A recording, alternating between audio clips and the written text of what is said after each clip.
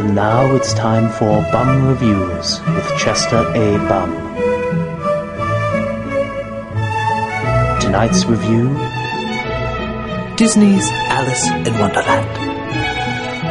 Oh my god, this is the greatest movie I've ever seen in my life!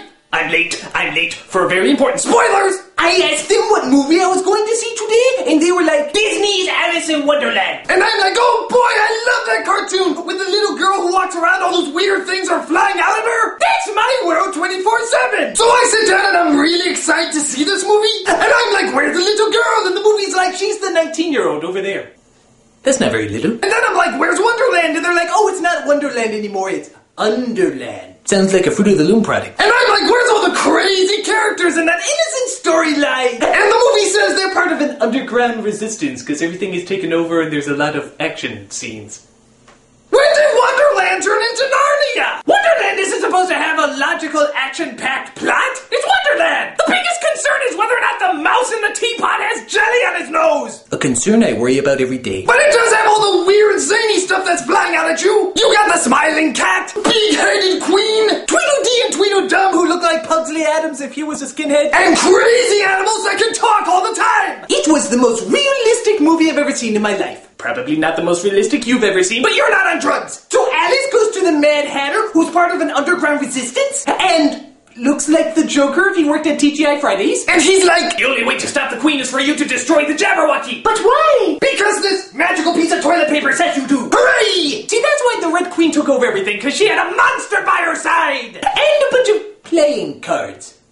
Really? That's it? I mean, the other side has a cat that can disappear, fly, and shapeshift. Couldn't he just sneak up behind the Queen and be like, end of story? And what about those cakes that turn you into giants? Couldn't he just gather all the citizens around and be like, we're taking down the Queen, just eat some of these. Look out, giants!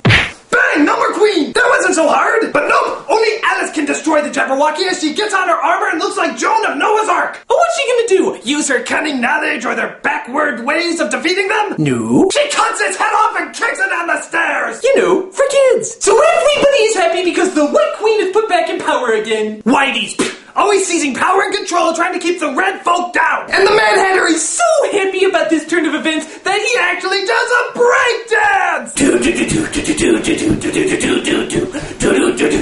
I didn't know they had breakdancing in Wonderland! It must be like Japan! They steal all our style after we steal their technology. Fair trade. So I really like this movie, even though they put a story in a story that shouldn't have a story. But it had weird things flying at me, and that's all I needed. Well, that and maybe breakdancing lessons! Go Hatter! Go Hatter! It's your own birthday! It's your own birthday! This is Chester E. Bum saying, change! You got change! Oh, come on, help a guy out, will ya? Come on, change! Hey, wasn't there a video game based on this idea? It was done by a guy named American McCheese.